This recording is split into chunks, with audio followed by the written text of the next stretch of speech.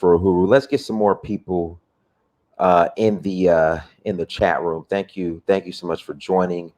Really appreciate it. We are still in Nigeria, in Lagos for the first annual In Search of Uhuru tour. It's been absolutely beautiful. It's been great.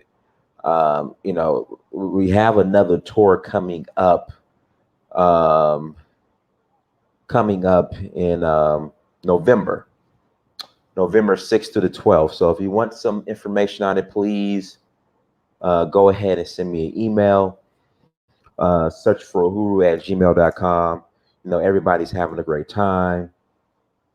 Went to the Oshun Festival, went to Ile-Ife, went to my kingdom of Ororuo, saw some of the other sights and scenes. And, if you guys are following me on social media,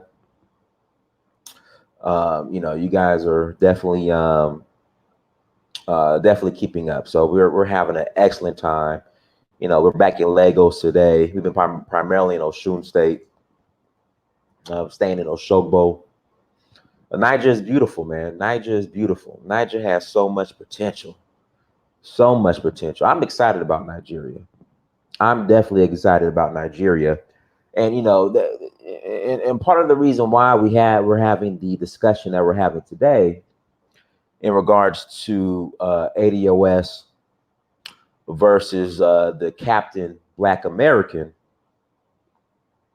is because I think a lot of, I would say, Black Americans, African Americans, are the ones, that don't consider themselves African anymore. They just consider themselves Black Americans. A lot of you are being brainwashed and misinformed by a lot of this. I'm gonna put it in quotation marks, ADOS rhetoric, but I'm gonna call it Black American rhetoric. I mean, Captain Black American rhetoric. Now, let me say this. This is where I stand with ADOS. I've said this before. I do believe that there is a debt owed to African Americans, Black Americans. There's a debt owed to us by the federal government because of the unpaid labor that is owed to us from building this country.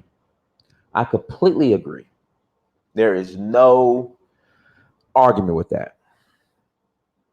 I'm not arguing with that at all. Absolutely. There is a debt that is owed. Now, should there be some type of special concessions outside of a check? Yeah, maybe so. But I don't trust say reparations were to be passed. I don't trust I would say, the governing body or the entity that will control the disbursement of said settlement amount. I'm like, look, just give me my check.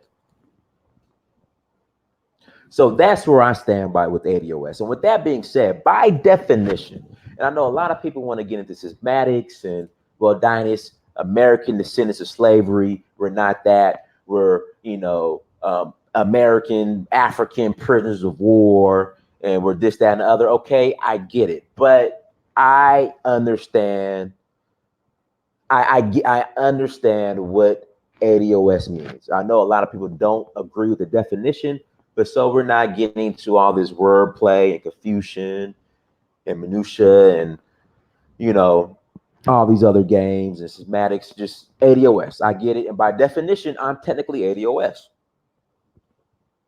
But you have factions of ADOS who are, I would say, sexifying and intellectually masturbating and pretty much justifying being a fourth class citizen in America. Like, they're trying to rationalize and over intellectualize being a fourth class citizen in America. And That's the problem. And my thing is, with that, you guys are going to miss out what's going outside of America, because a lot of you guys have been brainwashed and are just overly emotionally attached to America. And with that being said, you think the end all be all is America. And you're gonna, and you're in, I mean, and it's not. And you're gonna be in for a rude awakening. Now I want to start off with the end game. The end game for ADOS, Black American, African American, should be either either or, in no particular order. You form a sovereign country of your own. We form a sovereign country of our own. Because a lot of these demands that I hear, you might as well just form a demand a sovereign country of our own. And we had that with Liberia, but for some reason, the Captain Black American, he leverages the white supremacist view of what happened in Liberia. And I'm going to Liberia in December to set the record straight. I'm gonna be on the ground.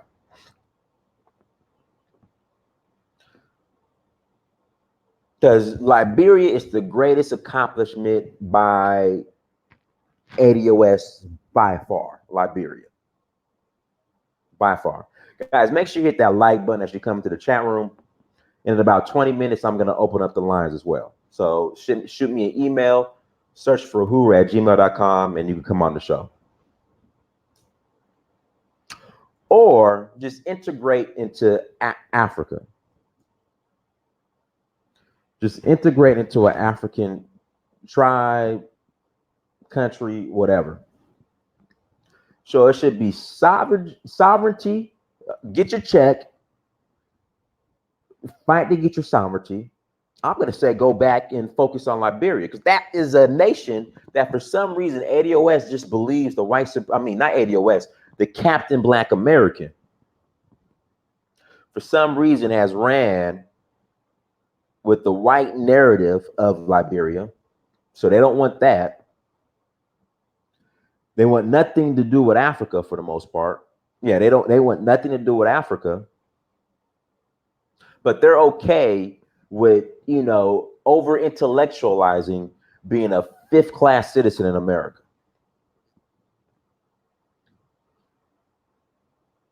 They'll use all this wordplay to be a fifth-class citizen in America. Because, at the end of the day, that's what you're doing.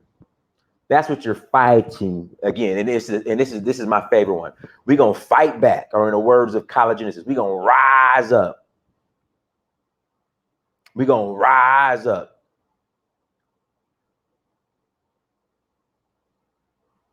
We're going to rise up. We're going to fight back.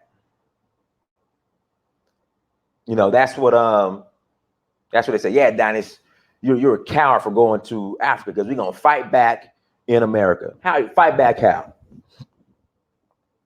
How's this fighting? How are you going to fight back? And no one's been able to define how they're going to fight back. All I hear is buying back the block, which is nothing more than capitalism, which is fine. Get your money. By all means, get your money. Shoot. Flip your properties. Flip your houses. All I hear is a bunch of capitalism like that's going to be fighting back.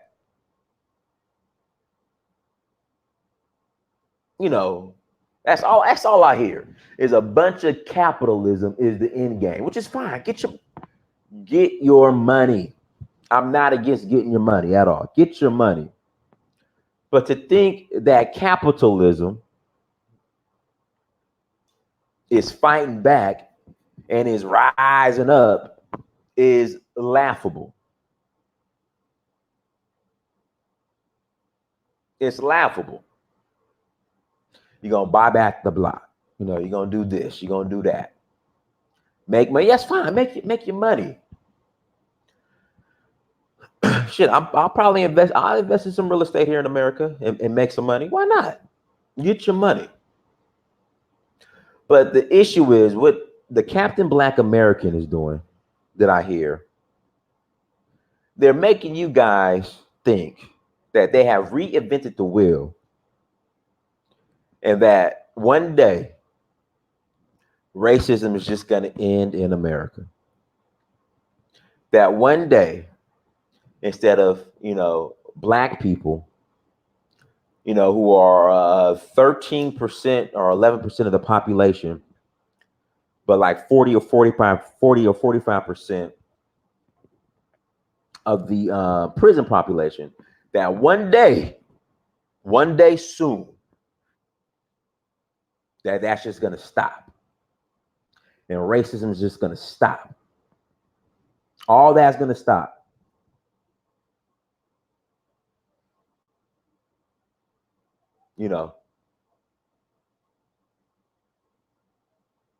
That's all I'm saying.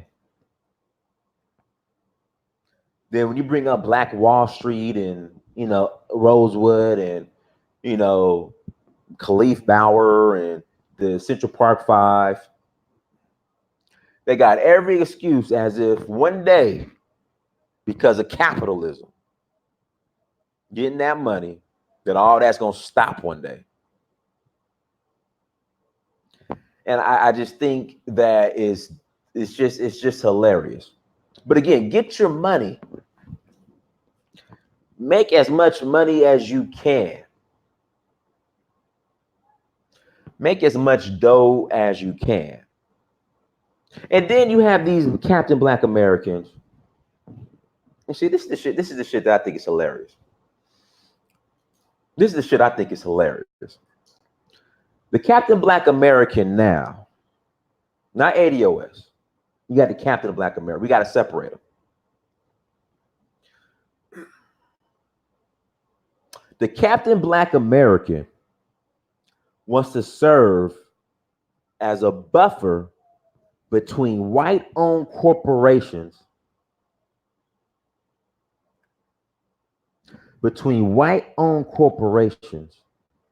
and black immigrants.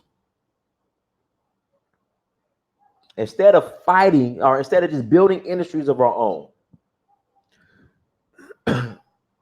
they want to serve as buffers between white-owned corporations and black immigrants. Case in point, this whole Harriet Tubman thing. I'm not gonna see the Harriet Tubman movie because I wasn't moved by the trailer. That's quite frankly why I'm not gonna see it. I'm just not moved by the trailer. I think it has nothing to do with her being non-ADOS as far as the actress. I'm just not moved. I don't care who plays the role. I'm just not moved by the trailer. I'm not moved by the trailer at all. I wasn't sold on the actress playing Harriet Tubman. But the Captain Black American is more upset at the actress. Is more upset at the actress who's playing Harriet Tubman than the studio who hired her. And they're saying, and the attitude is, okay, white-owned studio. Okay, white-owned studio, white-owned Hollywood studio. You guys need to come through us before you decide who you're going to hire for these roles. I know black Americans are upset that black immigrants or African immigrants are getting jobs in corporate America. And it's like, who's cutting the check? At the end of the day, who's cutting the check? Okay, this Caucasian white man is cutting the check. So you're upset at the white guy for hiring the African immigrant. So now you want to be a buffer between the African immigrant and white-owned corporations, which is hilarious. And that's something I can't support. And it's sad. It's really sad, and pathetic. And I can't support that. I can't support that at all. So when we speak on issues like this, it's like, look, how about you demand your reparations check? You demand a sovereign nation of your own.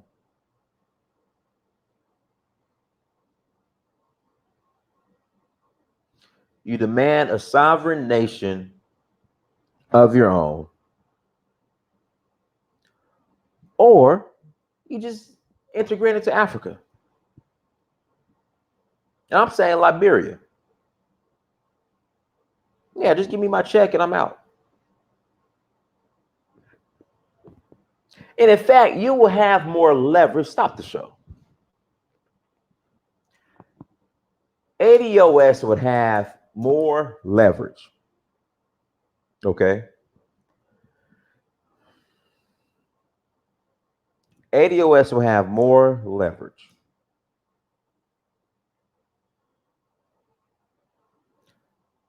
What made the Montgomery bus boycott so successful? They were successful because they boycotted the bus system and they didn't catch the bus. So the city went broke. So it's like ADOS wants demands, but they're not willing to boycott anything.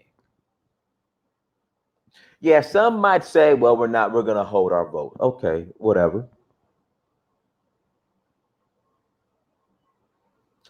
But the only way that you're going to get someone's attention, because even though you're boycotting the vote,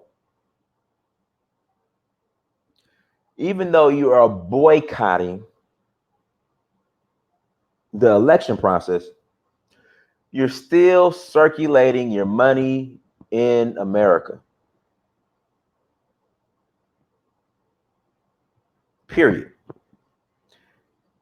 And then not only are you circulating your money in America, what did Klein Anderson say? Black people only circulate their money in the black community maybe once or twice.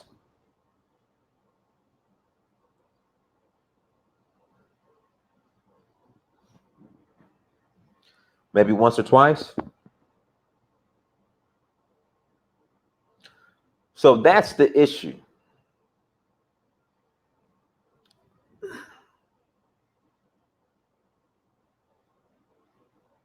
That's the issue. And I don't want to hear the excuses about, well, the Africans coming over here. What does that have to do with anything?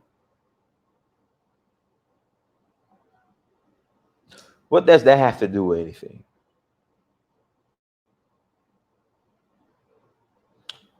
Okay, the Africans are coming to America. Okay, and so what? What does that have to do with anything? Great, they're coming to America. Great. At the end of the day, the Captain Black American, in the words of Collagenesis, the Captain Black American, in the words of Collagenesis, is doing nothing more than jockeying for position under white supremacy. That's it. That's all. That's it. That's all. At the end of the day. And what I'm trying to tell you guys, I'm in Nigeria right now. Africa is the future, period. By all means, get your money. Get your money. Get your dough. The American dollar is strong. I'm not denying that. Get your money. But if you do not have an African plan, if you do not have an African plan, if you're not investing in the continent,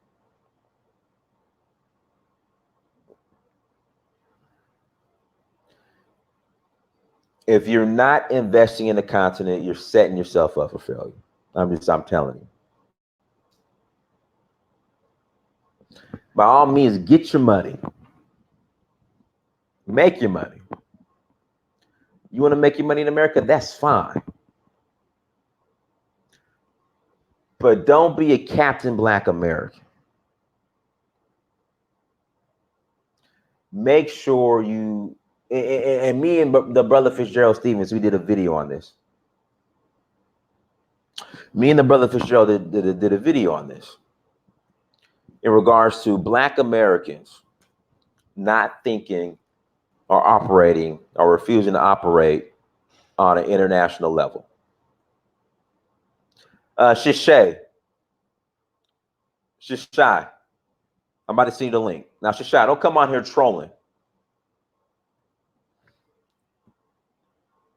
Shishay, don't come on here trolling.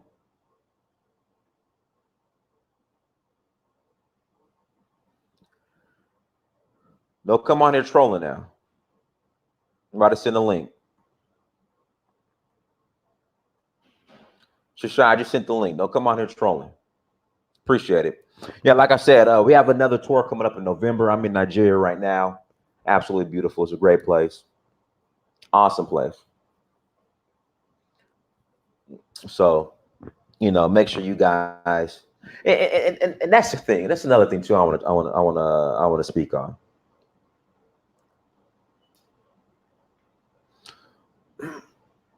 The excuses I hear about not looking at Africa. It's like we think people who are anti-African. I've been hearing this a lot. The Captain Black American.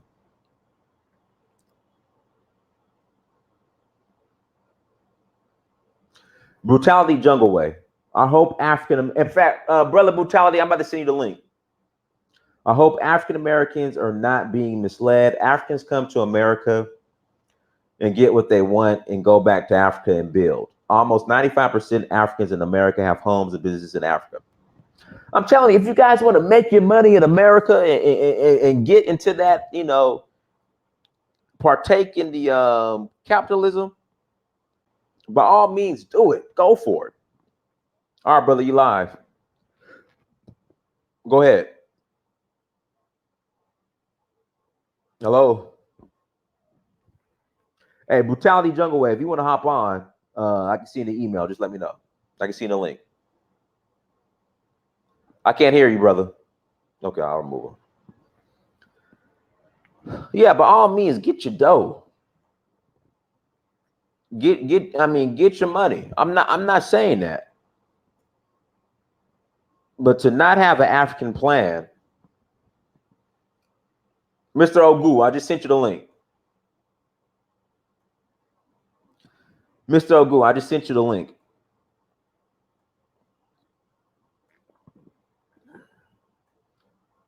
But to not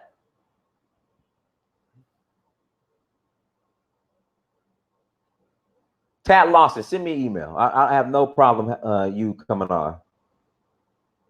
Brutality, I just Mr. Ogu, I just sent you the link. Come on in.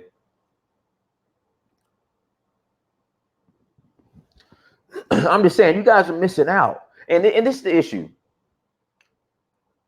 I guess we will. This is the problem.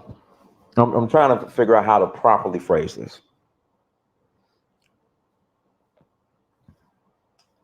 A lot of you guys who are opposed to Africa will use the most negative stereotypes about Nigerians and think that all of Africa is Nigeria, or the most negative stereotypes about Nigerians in Nigeria. And you'll think all of Africa is just Nigeria with Nigerians running around everywhere. The negative, the ones that are you'll use those negative stereotypes. You'll use those negative stereotypes.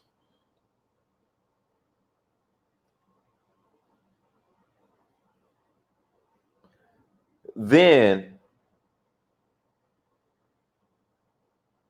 I think what happens, what's going on now, the Black Americans who go to Africa, they think that Accra, Ghana is the only place in Africa. So it's like if they don't make it in Ghana, Ghana is the end all be all in Africa for some reason.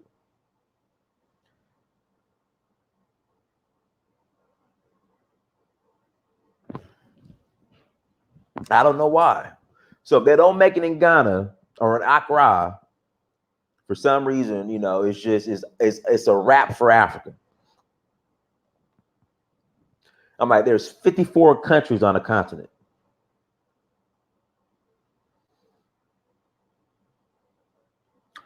There's 54 countries on the continent.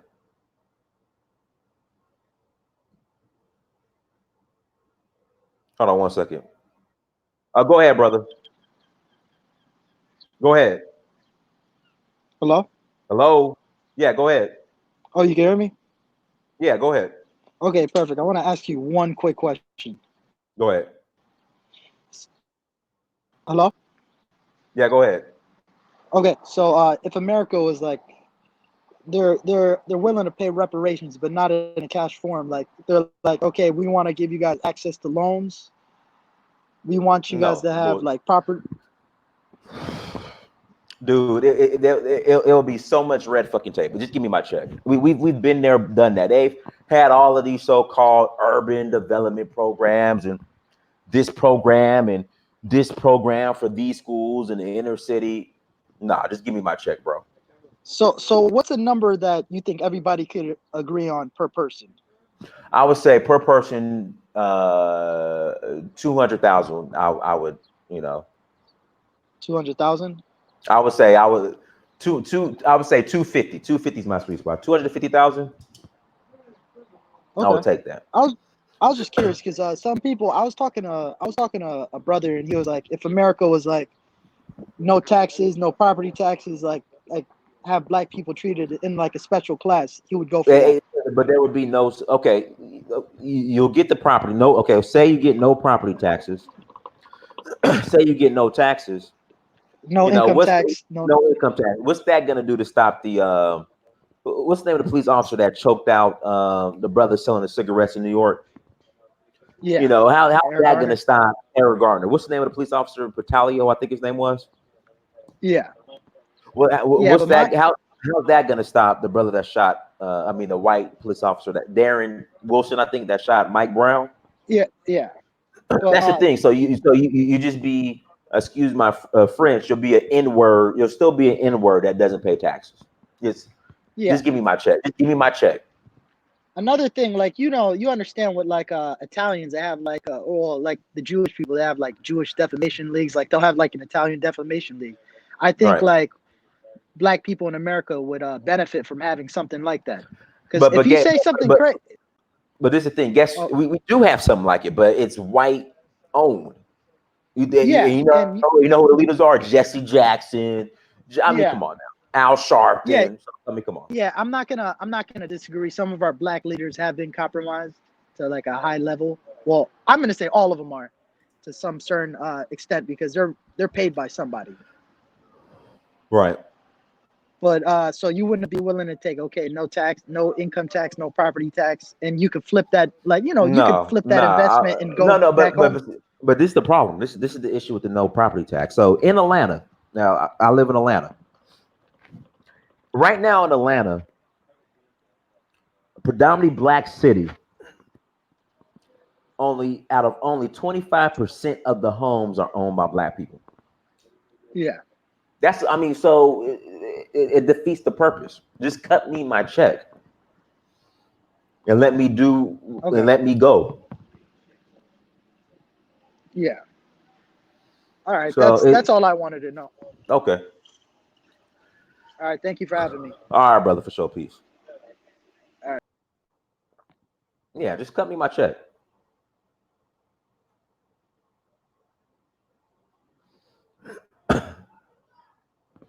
That's all I'm saying. Just cut me my check. I'm saying all black people don't own property. And the property, in fact, there was a study done where where the where the property levels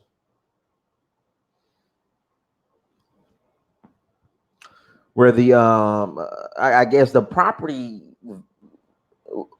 the as far as black ownership, I'm sorry, has been dropping. So yeah, all these probe special, nah, just cut me my check. Just give me my money and let me do what I need to do. Mr. Ogu, I sent you the link. I'm waiting for you to come on.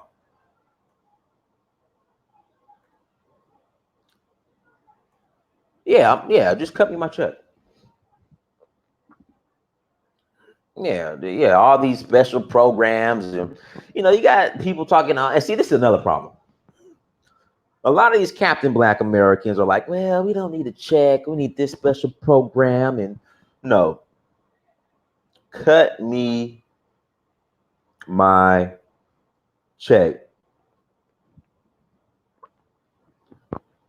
Cut me my check.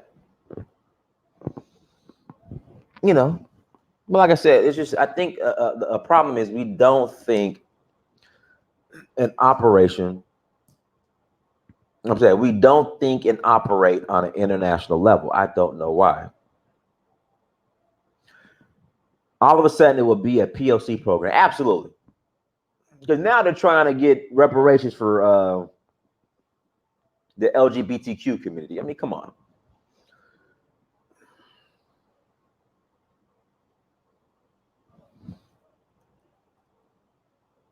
Guys, here's my email.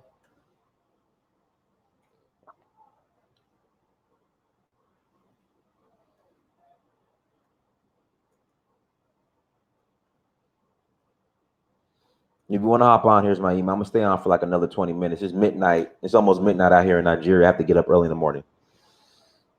I have to get up early in the morning in Nigeria. So that's my email.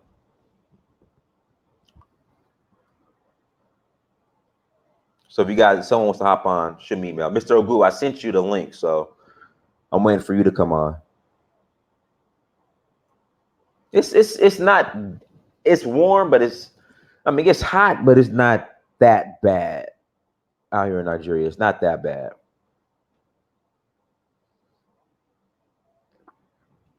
Comprehensive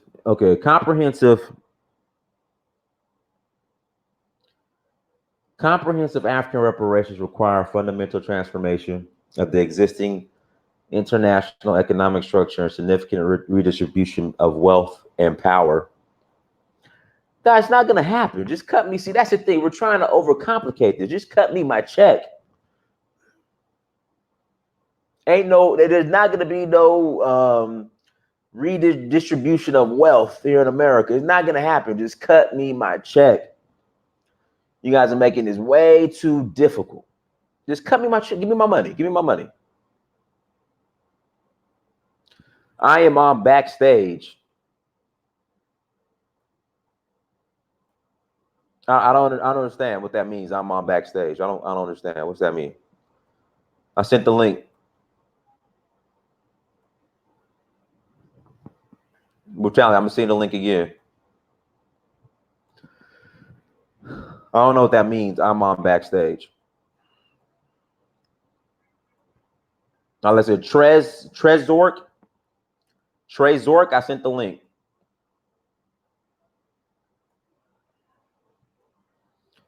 Fatty Black, I sent the link. All right, that's it. I'm closing it. So I got links out there. I'm closing it. Guys, make sure you hit that like button. Make sure you hit that like button as you come into the chat room. Make sure you hit that like button as you come to the chat room. Also, make sure you share. If you're new, please subscribe. Excuse me. Please subscribe to the to search for who. Make sure you hit that subscription button as well. Make sure you hit the notification bells. Make sure you guys do all that good stuff.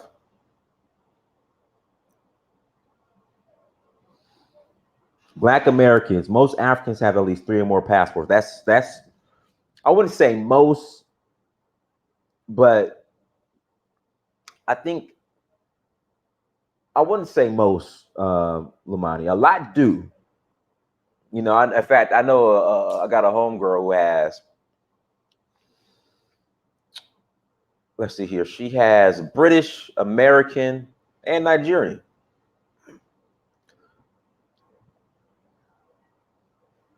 Yeah, I would say for sure 2. User handle, I'm gonna send you the link.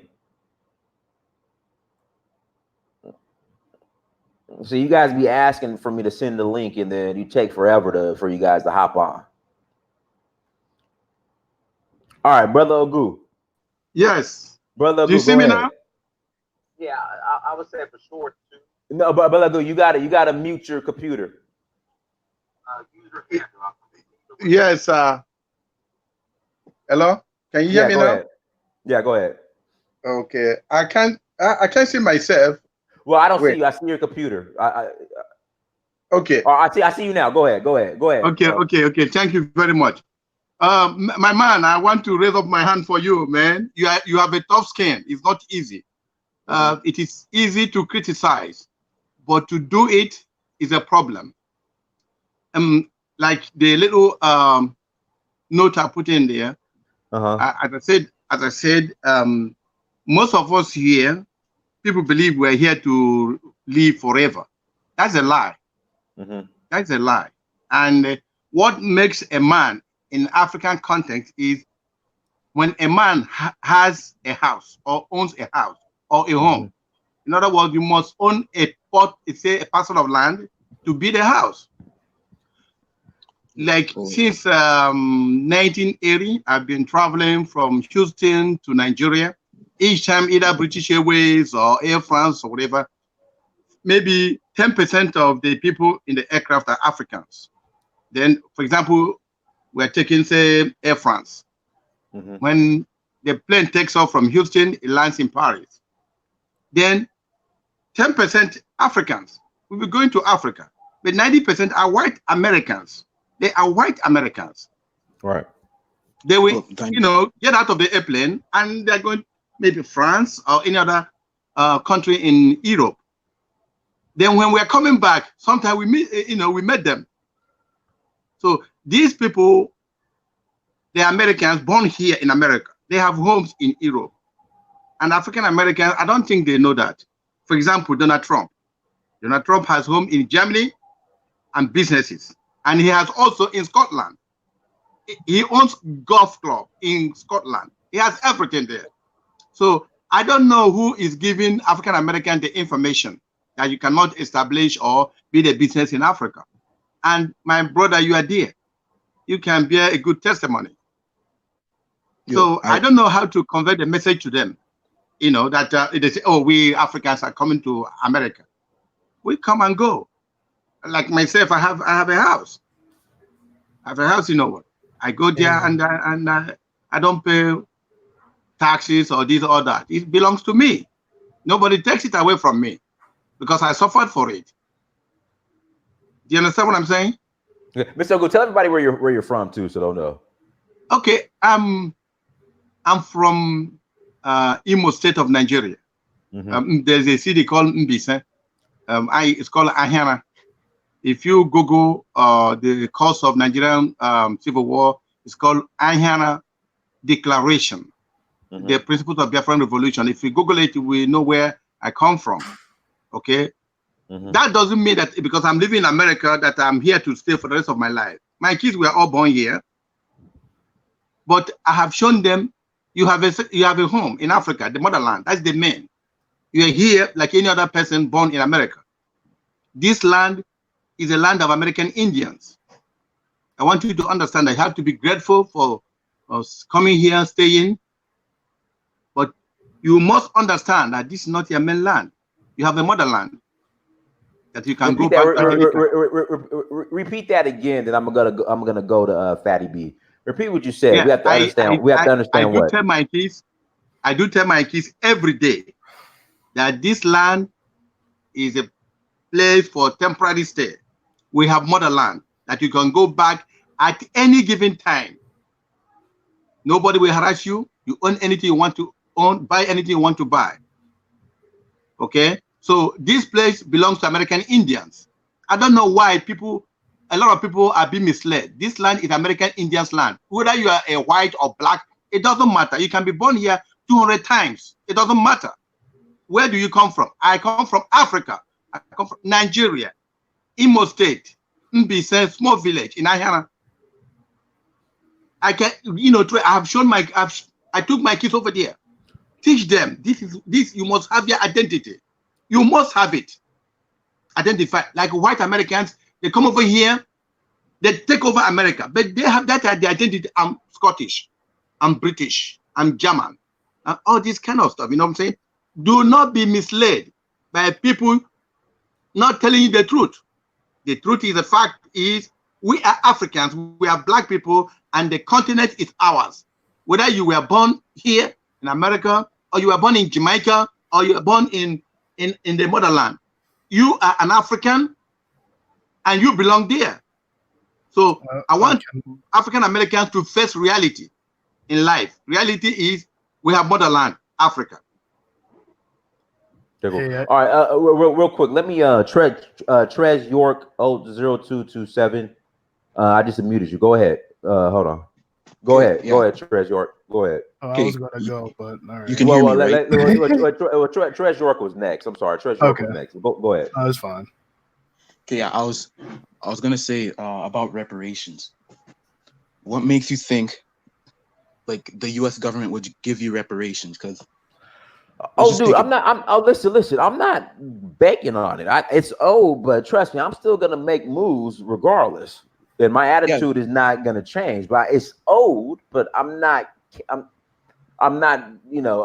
depending on it for me to make moves. But go ahead. Yeah, okay, because like I support it, but I don't know since there's a lot of African Americans, or blacks in America who are like, oh, I'll move to Africa once I get my reparations. Like, let's bring it back.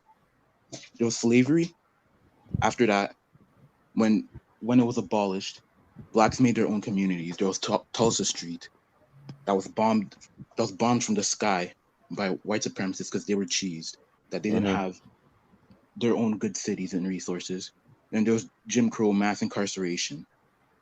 So, and they're still oppressing blacks in the U.S. So, it's good that reparations should happen, but I don't think it is ever going to happen.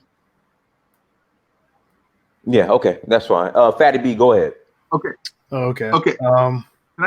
Can I say something? Can I say something to the reparation? Go. Let me go to Fatty B. Then we'll go to you. Then I got user handle who has to come on. But go ahead, Fatty B. Go ahead. My brother. Well, how you guys doing tonight? I'm a fellow BL member. Just want to preface that first. Okay. So to go on the topic of the video, there is no difference between them. One is just they're coons, but they're in denial of it. The other one is just an open coon, like they're just proud to be that. and it's funny because if you notice how all this Aboriginal talk just completely went out the window for the last 8 months since this whole ADOS shit started. Nah, they still strong. It's the Aboriginal really? talk. I haven't seen any of them pop up in the last 8 months since this shit started. So I find that pretty funny. But like what Trick was just saying, if they were like, if we were to go to Africa, right, we would have more leverage to then gain reparations because we actually have a nation that's backing us outside of the United States. True. Because they don't understand, like, because I hate when like these black talking heads always talk about how we gotta be like said nationality, and just forget about those people are in they have a host nation. Like when they mention Asian people or white people from different nations, like Italy or China, for example, right? They like to forget that those people have a host nation that's backing them, and then vice versa. We don't have that. Well, we did have that, but we know how that turned out. But that's another story for another day. But it's like they always tend to like leave that part out. Like I don't know, like we all know who this guy is. He just dropped a new movie, right? He's one of these main talking heads. I don't want to say his name just for the sake of you, Dinus, but he comes at black immigrants, right, or foreign black people, gets banned from a European country, right, to go chill with other foreign black people. But then instead of going to an African country, this man goes to another European country that he's not banned from. So it's like most of the people who are part of that, they're not serious. They don't want to build anything. They just want to be more comfortable in America, which is fine. They can do that. But it's like, stay out of the black shit. Because most people, like, because that's why I say they're coons in denial, because it's not like they're like the regular person, like regular black person, even on the shit that we on right now, with black consciousness and all that. These people claim to be conscious, but their actions are showing something completely different. Absolutely. User handle, go ahead, bro. Oh, let me unmute you. Hold on. Yeah, go ahead, user handle. Yeah, go ahead. You good? Yeah, go ahead. Hey, how you doing, bro, Dinus? Yeah. Go ahead. Yeah, I'm just calling in to speak on the topic. The Captain Save American Negroes, quite frankly, are they're just getting more hilarious as the day goes by. As the previous caller was talking about, he said, how a certain leader in the ADOS movement got banned from the UK, but then went to Greece, he could easily have gone to, he's someone who supposedly hates white supremacy so much and is fighting so much against it. Why would you go out and spend your money with white people? I don't get it. Why would you make the white man more rich? Mm-hmm. So it's kind of a fallacy in their theory. I don't really think they're looking at stuff objectively. I feel like eventually one day, they might get it. I don't know. And that's my piece. Okay, cool. Mr. Agu, we'll pass it back to you. Hey, Trez York, I'm gonna go ahead and remove you, brother. Thank you for coming on. Can you bring this AL person? Well, I'm gonna bring on Javin Bullets. If you want to come on, just send me an email. Because this AL person said that ADOS is making moves they sleep. I would love to know what moves these are. AL, send me an email. But Mr. Agu, go ahead. Yes. What I want to add is I am in full support of ADOS reparation. Reason: Black people built this country with their blood and body under slavery. There's no argument about it, and nobody can question it or argue it. So as a result, the reparation must be in full gear. Mm-hmm. Now, why I am highly disappointed with Black leaders here, African American leaders here, when Donald Trump called Africa shithole, when Donald Trump said we should go back to Africa. Go back to Africa. No Black leader rose up to say, my man, we built this country with our blood and body under slavery. We are from Africa. You came from Europe. You didn't build anything. You just came over here and be president. You got the guts to insult us. No Black leader has ever challenged him, telling him to go back to Germany or Scotland because he doesn't belong here. This land belongs to American Indians. There's a saying in Africa: if you take what belongs to a small baby and hold it tight, then you raise up your hand, the child is too small and the child continues to crawl. Tell you, brother, give me what belongs to me. You refuse. But one day, the child will grow up. When the child grows up, what happens? He's gonna grab it from you and give you a big knock. It's an African saying or proverb. So why am I saying this? Is black leaders here need to wake up, because then, as I told you, academically, technically, we cannot match with African American born here in this country, and you have seen it. I don't want to sugarcoat anything, but I'm telling you the facts, and you have observed it, what we need. I do expect black leaders here who are highly educated. I mean, a different result when Donald Trump is telling Africans that build this country, he is the president. Go back to shithole country. Go back to Africa. Go back to this. And these leaders, black leaders, are keeping quiet. I'm amazed. I don't know why. What's their problem? Why can't they talk? That's all I have to say. Okay. Hey, user handle, I'm gonna go ahead and clear you off so we could bring some more people on. Fatty B, is that something you want to add to that?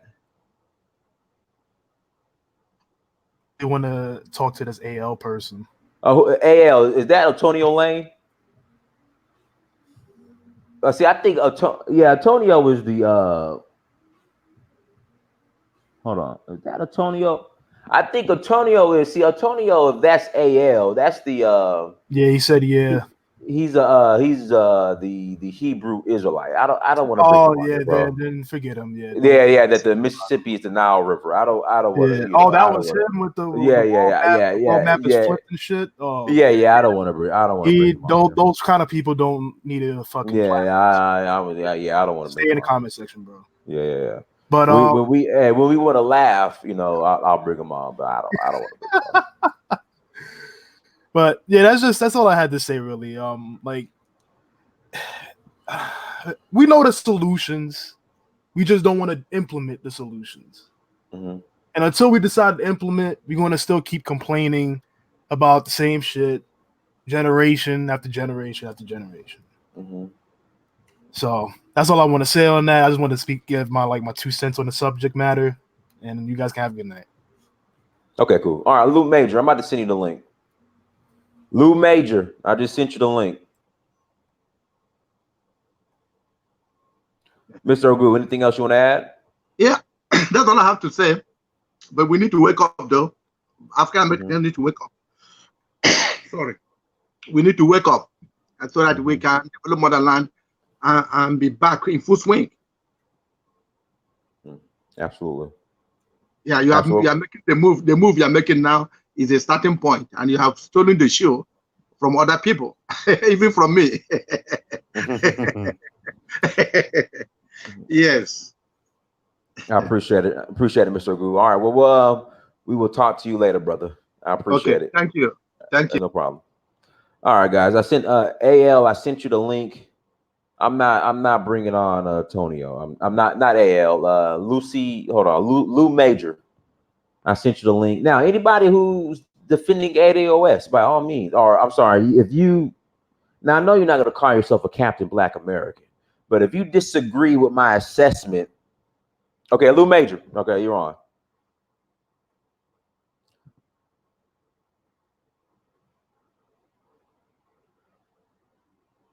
Hey, Lou Major, you got to unmute yourself. Lou, you got to unmute yourself. Go ahead. Hello, how is everybody? Can you hear me okay? Yeah, I hear you. Go ahead.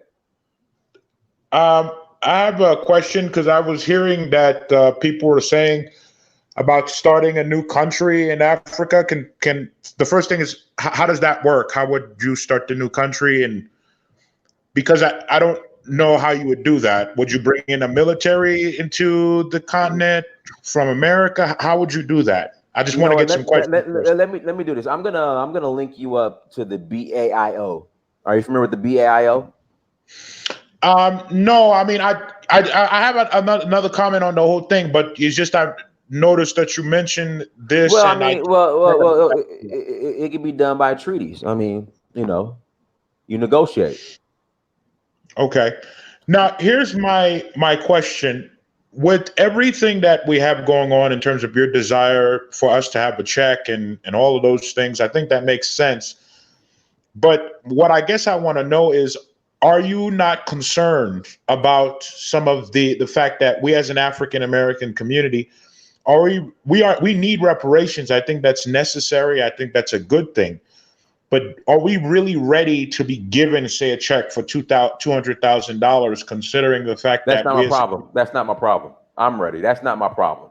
No, this is my thing, Lou. If the government cuts a check for $250,000 and some of us decide to go to the Nike store and Gucci and the Mercedes-Benz lot, that's on them. That's not my problem. But I thought the point of reparations was to, in essence, this is what I was believed it was. The point of reparations has always been to, in essence, repay and correct some of the wrongs of the past to the collective group, not individuals. And so if you say, for example, shouldn't we take that money to collectively make the group better? Now, I would agree that an exodus out of the United States probably would be healthy for African Americans as a whole. I don't know if that should be through statehood. I'm not sure if that would help the situation. I think that would create a situation for exploitation for African Americans fairly quickly, as well as Africans. But I do think an exodus is necessary. But I also believe that this might be the only opportunity, reparations for the collective of African Americans to finally recoup the trillions of dollars worth of wealth that has been exploited from them. So if we simply say something like, okay, just cut me a check, I'm gonna do me, you can do you, I'm not 100% sure that has any collective benefit. And I think after all the money spent, Lou, this is the problem. When's the last time there's been an actual Black community? Well, to answer your question, that would be about maybe 30 years ago, and I could accept that the Black community. I'm Lou. I'm gonna say this: we're too far gone, bro. Go to Lenox Mall, because what needs to be done in the Black community cannot be done here in America because the system we're under protects those who look like us, who are against our best interests. So that's why my thing is, give me my check, and then we'll make moves. I mean, because this whole community thing is just, we're still gonna have separate communities. There's not gonna be one Black community. It's just not gonna happen. Now, but I mean, I hear what you're saying, and I think what you're saying I could understand the frustration. Look at the Colin Kaepernick thing and Jay-Z doing. That's my point. That's my point. We're all on a different page. That's what I'm saying. Just cut me. I could acknowledge that, and I don't think any reasonable person would say that that's not true. At the same time, what I hear you saying, and I may be misunderstanding you, so please correct me, but what I think I hear you saying is that the Black community in the United States is pretty much a wrap, and it's almost better to just kind of, in many ways, give up on it and let it kind of die off. And I mean, that's what I'm saying. Like, the end game needs to be either a nation of your own, or you enter into a Black back to Africa.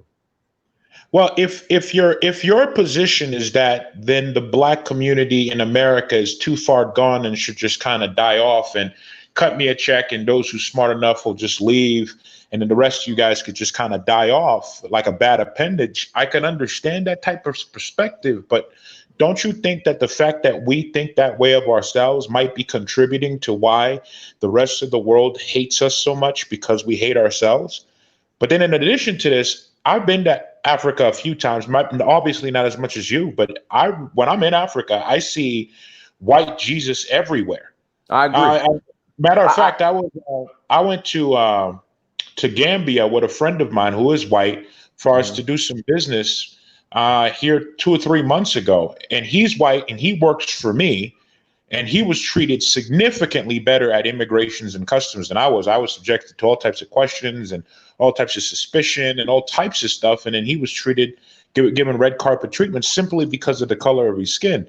And so if you're going to say that Black Americans are lost, then what about the fact that Africans are still worshiping a Jesus, a God who doesn't look like them, doing an education system that is not from Africa, and consistently allowing themselves to be bamboozled and fooled by Europeans who steal their resources? I think at the end of the day, everything you said does happen, but Africa is the future. And I think the final battle is going to be on Africa. And as far as what you're talking about, put it like this, the debauchery that goes on in the Black community, you're going to have so much pushback in regards to correcting it, right? But what's going on in Africa, like you brought up, and I've called that out too before, once you bring it up, they pay attention to it and recognize it and say, okay, we got to do something about it. So I would say this, the African would be more receptive to changing what you just brought up versus the shit that's going on in Black America. So let me make sure I understand that I hear you, Dinus. Are you saying to me that Africans in Africa, if you came to them and told them that their white Jesus is false and was created by Roman rulers to suppress a rebellious Jewish population, which is what happened, the Flavians created Christianity. Most scholars know that. You're telling me that Africans are going to be like, oh my God, I didn't know that. Maybe I should stop going to this mega church. Are you really certain of that? There are some that are receiving it more, which put it like this. And see, I can't really get into details on YouTube because I don't want to get, I want to be able to still put out the information. Right. I'm not African and Africa, because I'm doing it right now. They are more receptive to you telling them, because you got to understand, if you educate them, you don't understand how many, even Africans in the UK on the continent, who just me coming over and them listening to me like, Dinus, I've seen the bigger picture now and I've changed.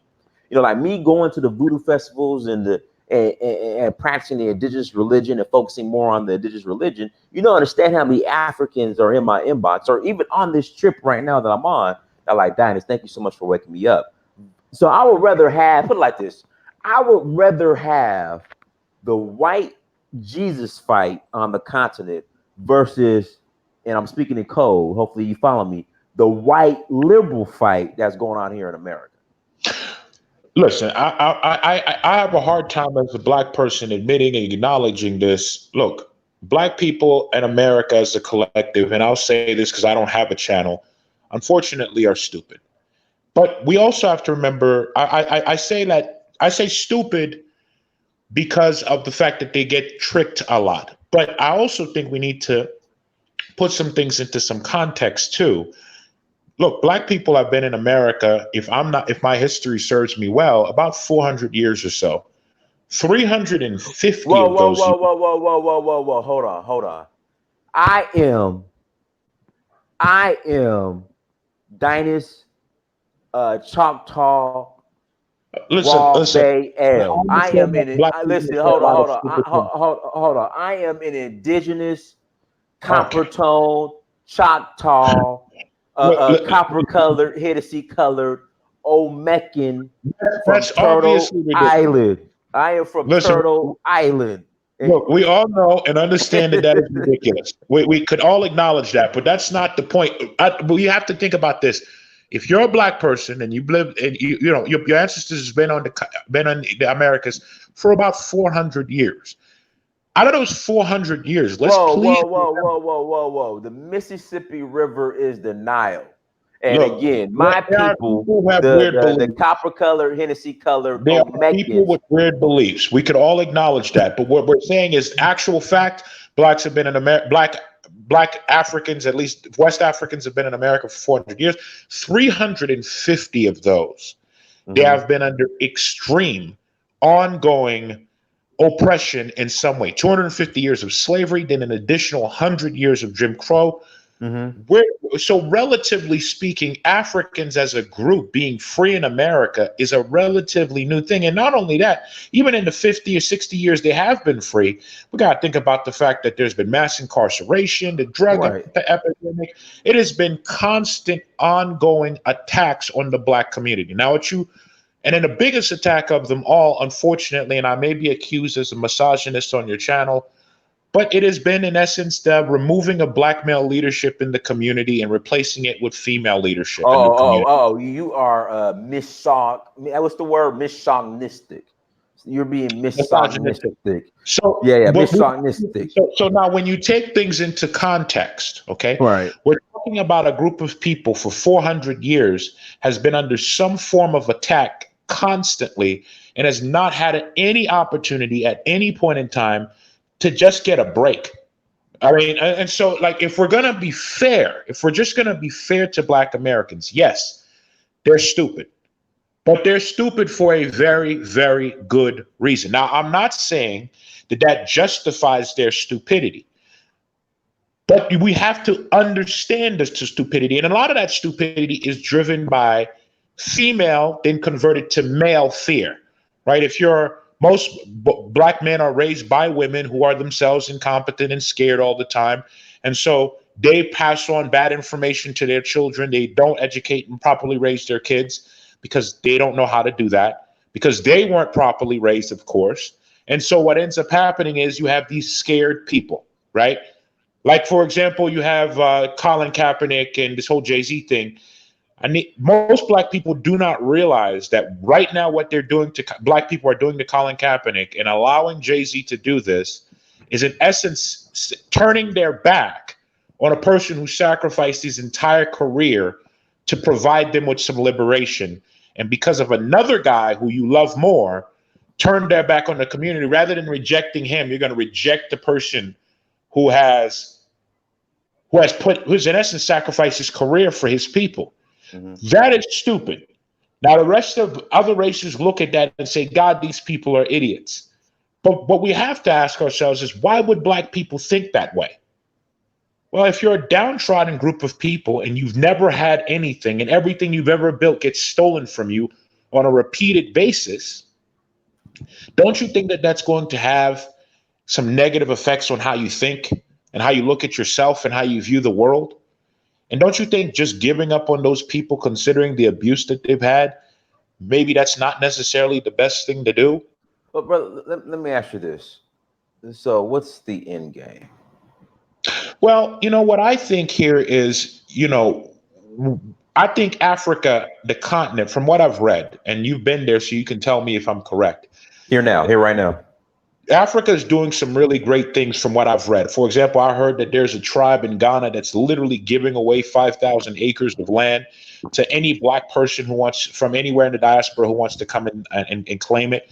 I understand that Zimbabwe, as well as another country that borders Zimbabwe, have given up close to 3,000 hectares of land to build Wakanda. And then, Zambia. I think Zimbabwe or Zambia, something like that. Yeah. I believe Tanzania and Kenya are also looking to do the same. Africa is reaching out to the diaspora. And I think that that's a really good thing. We have 40,000 Black farmers in the United States. 40,000. That's a lot of farmers with a lot of skills. And there's just tons of unused arable land in Africa, and there's a knowledge gap. I think what Africa can do is, look, there's a lot of bad that's in that community right now. Most of it is shit, but there's a few good apples. And what I think we ought to do is we ought to try to cultivate those good apples. But then the next thing we should do is just completely ignore the current generation of Black people, because yes, you're right, they're hopeless. But they're going to have kids. Kids is a fresh start. And so maybe what we ought to do is try to reach the children of Black Americans and then try to get the best Black Americans with the skills that are necessary and reward them handsomely to incentivize them to come to Africa. Like, for example, there's a guy named Freddie Fingers. You ever heard of this guy? Yeah, the cell phone. This guy's 29 years old. Africa does not have, if I'm not mistaken, a homegrown cell phone company. Imagine what a guy like Freddie Fingers could do on the continent. right? He could literally bring cell phone technology to Africa. The 40,000 farmers that are in America, high quality farmers who know how to farm. Imagine if 2 or 3,000 of them came, or 10,000 or 20,000, or all of them, better yet, came and started farming on all that land in Africa. Then you have the people in music and entertainment. There are coon-like, or coon-esque people that we don't like Roland Martin or Tariq Nasheed. But what we seem to not realize is Tariq Nasheed's Hidden Color series is actually useful. The guy himself who made it may be just a jackass. Sure, he's a jackass, but he also makes a very good film. Ryan Coogler is probably one of the best young directors on the planet right now. Right. And so what I'm saying to you is the talent that's in the African American community, if we can harvest that talent and bring that to Africa and connect that and resell that back to the African American community in the United States as well as the rest of the diaspora, wouldn't that be a better solution than just simply saying, you know what, man, fuck these people, we're done, let's just move on? I mean, there's a lot of talent. I don't know of an African Ryan Coogler, man. Do you? Because I don't. You would know better than I would. But I don't know. But I would say this, and I promise you, I'm not trying to hate. I'm not trying to hate. I'm not trying to hate. I love Ryan Coogler. There are, but they just don't have the backing of Marvel. But they have Nollywood. It's the third biggest film industry on the planet. Right. But there's no Nollywood individual studio, which is a problem. And trust me, this is a problem. There's no Marvel, I would say, Nollywood individual studio that rivals Marvel, which is a problem. Right, but that's a very fixable problem, don't you think? I mean, I'm not here to. Absolutely. No, bro, you're good. We're good. Okay, because here's the deal. I want to acknowledge the knowledge gap between the two of us. You've been to Africa multiple times. You obviously know more than I do. And so I acknowledge that, and I'm pretty open-minded here because I'm not ADOS, but I am considered African American because I'm a black person who lives in America, but my family is not of American descent. But my position is, look, my parents, for example, who are Haitian, hated Black Americans, and most immigrant blacks that I see, older, not younger, older, hate Black Americans. And when you ask them why do they hate Black Americans, the answers are almost always the same, which always almost in essence comes down to how weak as a community they are, right? And yes, Black Americans are very weak. They're very easily manipulated. They're very easily tricked. And these things are true. But when I look at why these things are true of Black Americans, what I find is, and I don't want, this is not an attack on you, but I do think it's that individualistic, capitalistic mentality that exists within our community. It is the fact that we have taken on so much of a European mindset that we're so divided within ourselves. We would probably be better off being a monolith than we are being all of these different people with their own individual. I agree, but it's just it's not gonna. I understand as far as the community and us coming together, and it's not gonna happen over here. It's not. I mean, it says here you're a prince, so I'm gonna assume that you have some connections in your kingdom, in your country. Absolutely. Okay, good. So, for example, and you tell me, because you're in Nigeria. I've never actually been to Nigeria. I really would like to go. I hear Lagos is just like any other modern city, and it's not any different than New York. Or like I'll say this: it has some infrastructure issues as far as roads, but Lagos. I mean, for Lagos, or a city of 22 million people, is a great city. Like I said, there's certain areas where the roads, there's some issues with the roads, but for a city of 22 million people, I mean, I'm Nigerian, but I love Lagos. So let me ask you a question then, and you educate me on this. If for example, a group of Nigerian businessmen, you got, say, a Dangote and a few people like him in a room, and you said, let's go ahead and build a studio, and let's bring Ryan Coogler amongst a few other guys from America, and we're going to give them full creative control of that studio, and we're going to pay them a very good salary to make movies for us. So we went to that Key and Peele guy that I'm not sure is gay, but made 2 really good movies recently, Get Out and some other one. Yeah, he's married.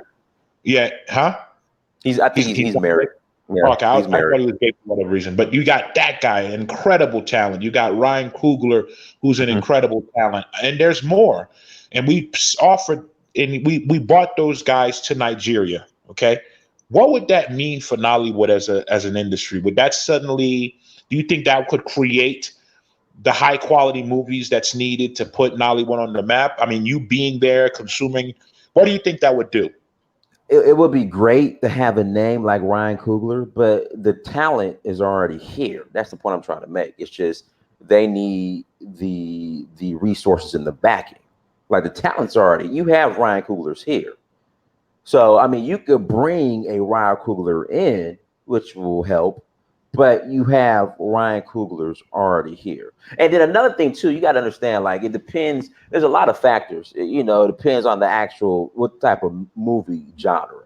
You know, it's a lot. You know, so it just depends on what you're trying to accomplish at the end of the day. But again, you have talent here, and yes, Ryan Coogler can come over because he has star power. And that would attract a lot of investment, but you know, it's just unfortunate.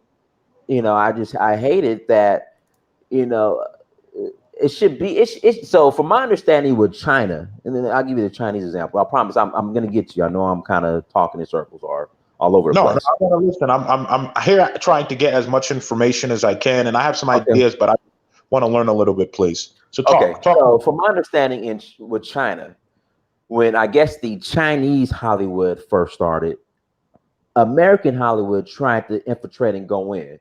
China said no. So from my understanding, the government and just big money,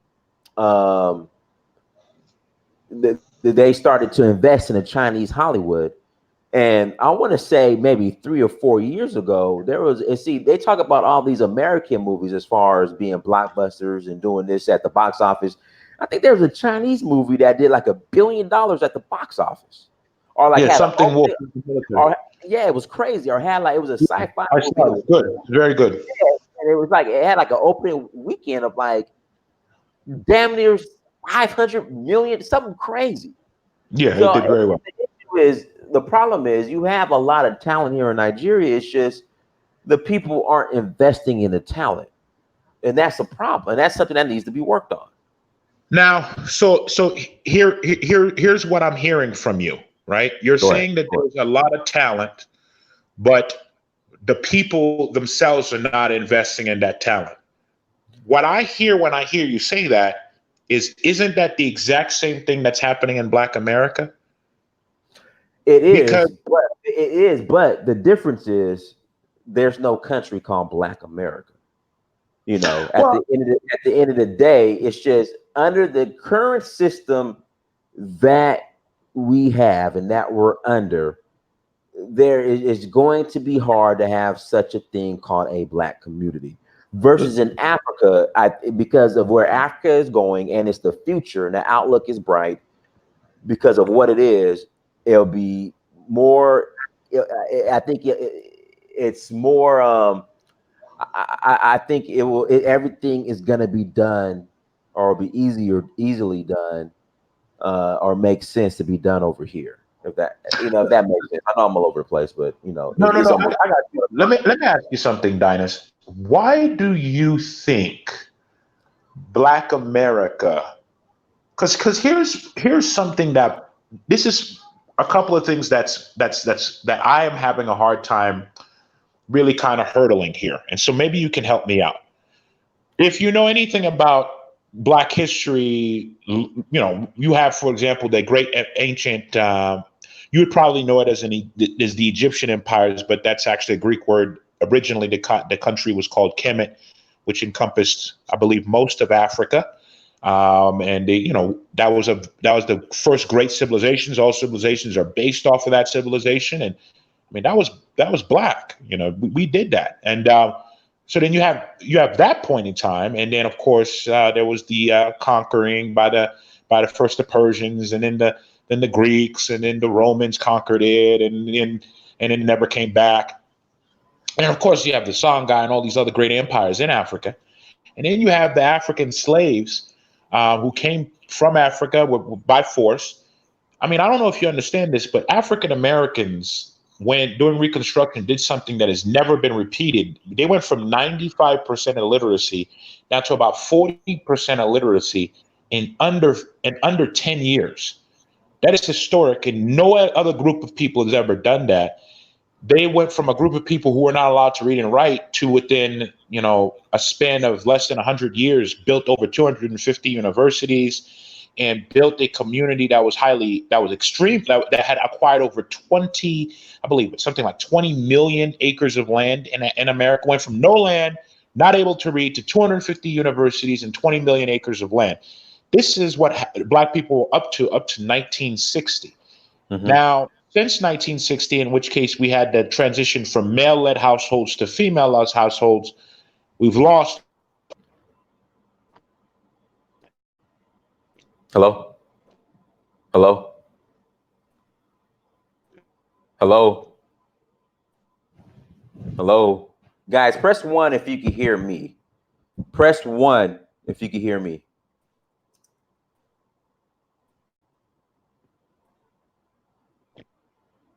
Press 1 if you can hear me. I can't hear the brother anymore.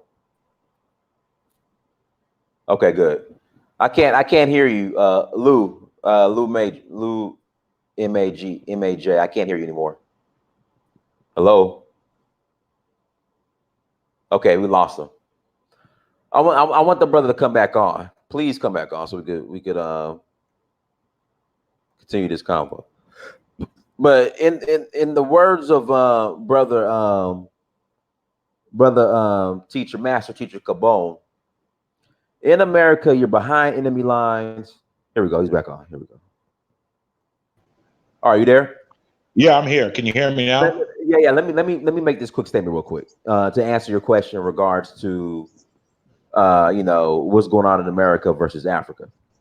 Sure. Are you familiar with Obadele Cabone in Ghana, the professor? No. Okay, no, so I'm really sorry. Who is he? This is what he told me, and this made all the sense in the world. In America, you're behind enemy lines.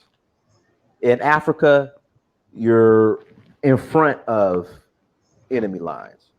That's the best way I could sum up, being Black in America versus in Africa. Yes, there's issues in Africa, but again, being behind enemy lines are the epicenter of white supremacy versus being in front of enemy lines or on the front line. So, what you're saying makes a lot of sense, and I agree with you. What I'm also saying is that what we have to take into account is, look, up until 1960, Black people in America went from a group of people where 98% of that population could not read and write, to building 250 universities, to going from having no land at all to acquiring 20 million acres of land. So now, of course, all of that's been lost since the 1960s. And I think that has a lot to do with the fact that, well, it's led by women. And that's just not what women do. They're not built to lead civilizations. I mean, every female-led civilization in history has always failed or never progressed and eventually got conquered and slaughtered. Black Americans are no different. So, I mean, it's not that women are inferior in any way. It's just that's just not what you do. You do other things. And so you go from a male-led society to a female-led society. And so, Black Americans have gotten to shit. We could get that. But what I'm also saying is if Black Americans were able to do all those great things when they had quality male leadership, what's to say they can't do it again? Why give up? I'm going to say this. We're doing a show Wednesday, me and Colin Genesis. And it's going to be titled along these lines. Jay-Z, white people have now chosen the rapper, have now replaced the jackleg preacher with the rapper in regards to black leadership. Oh, And of that's where course. we're at. Listen, you have Cardi B. Cardi B is speaking politics and is partnering with Bernie Sanders. I mean, no other community will allow that.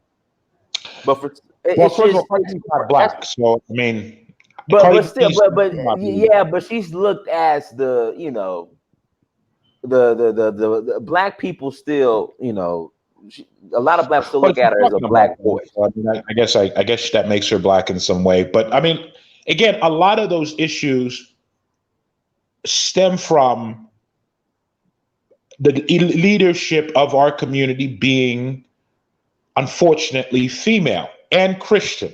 And it's not just that. Look, you got John Lewis, who has done absolutely nothing. Maxine Waters. I mean, it's just, and the thing is, if you speak out against the ineffectiveness of like the Barack Obamas, the John Lewises, Maxine Waters, your boy up in, you know, Donald Trump made the comment about your boy in Elijah Cummings in Baltimore. Right. It's the truth.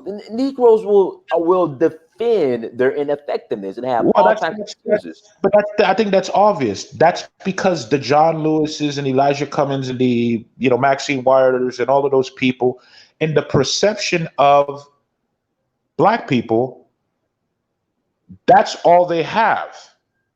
They don't have anything else. So it's almost like they feel like when these people are attacked, you're attacking them because they don't have anything else. Does that make sense? Hello?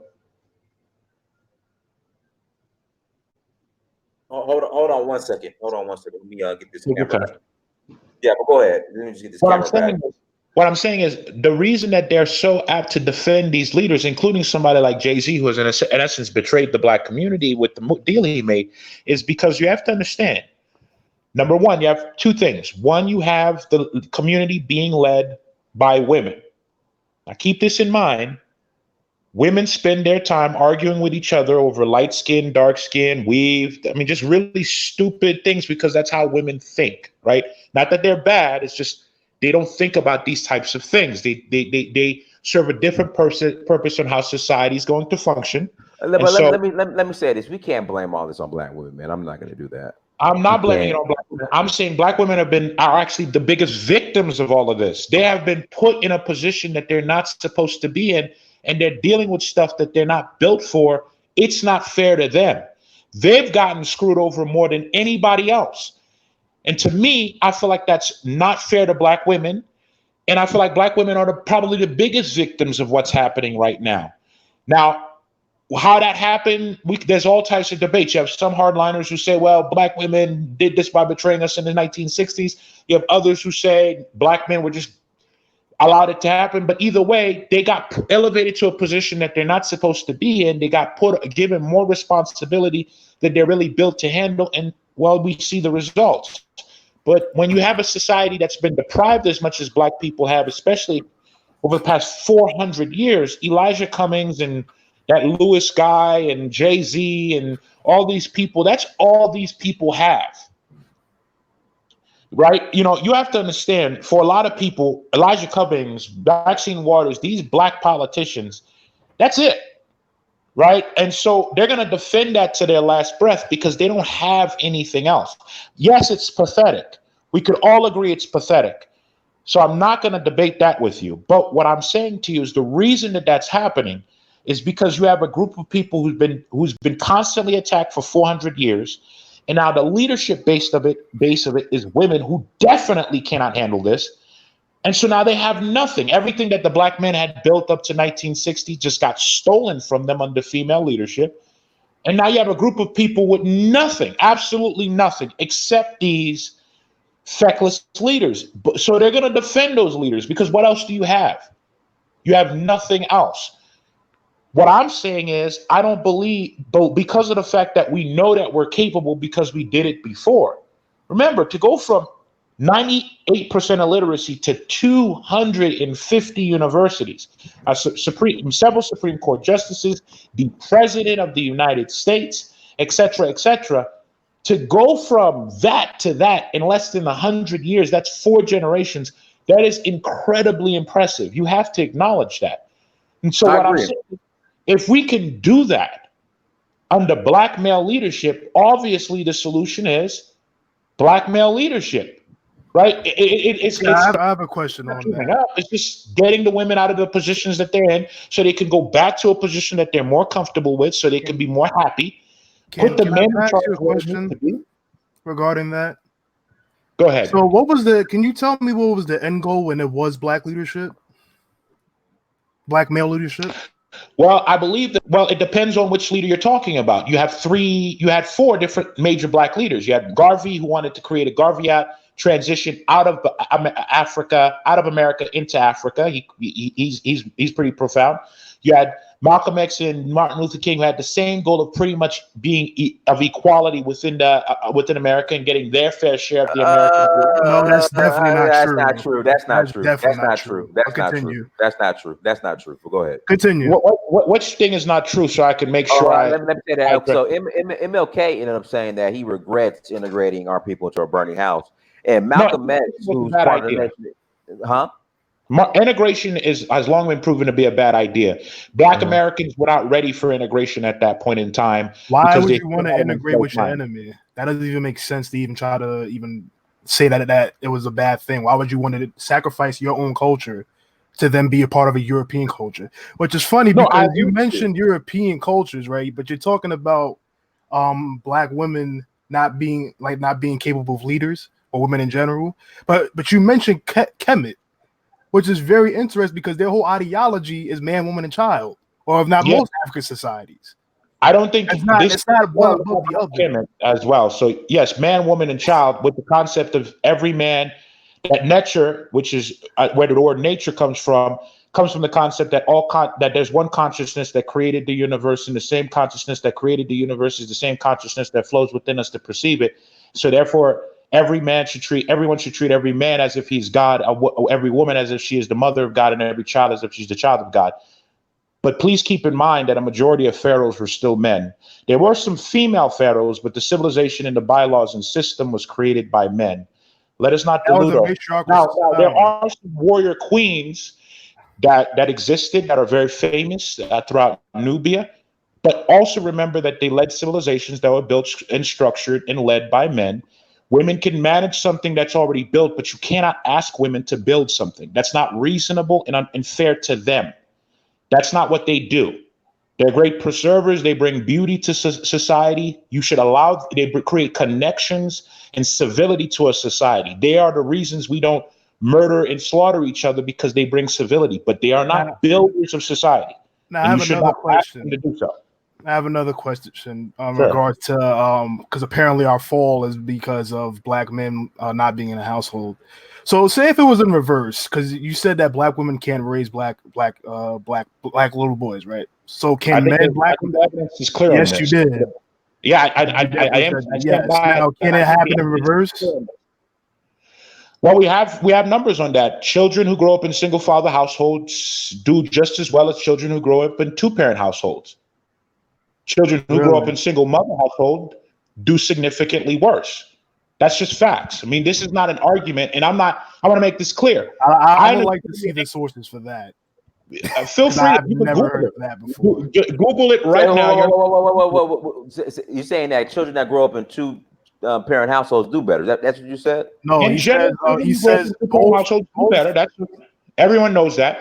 But when we talk about single parent households, children who grow up in single father households tend to do relatively equal or slightly worse than children who grow up in 2-parent households. Children who grow up in single mother households do worse than everybody. He's telling that's true. That's true. And look, Patty, I understand I've never heard of that. But my whole thing is like we need both. It's not a matter of if one is there, if the other one isn't. You need both. You've never heard me say to get rid of women in any way, shape, or form. What I've actually said is that men need to take the position that they're naturally built for, to allow women the freedom to be in the position that they're naturally built for. Women are right now the biggest victims of the fact that they've been thrust into a position that they're not made for. They don't have the equipment or the capability to do this, and so they get exploited and taken advantage of. So what is the equipment? Because we don't have the equipment as a people right now to do any of that. What you're saying? But what I'm saying, we're still fixated on being here because we do not control anything.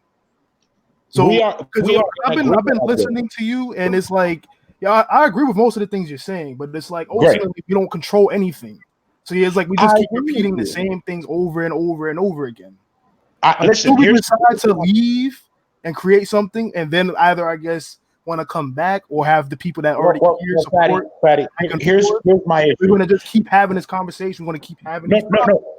Fatty, I want to make sure you understand that where you're coming from is understandable. What I'm responding to is Dynas had an initial position. Now, if I may have misunderstood you, Dynas, so please correct me if I'm incorrect.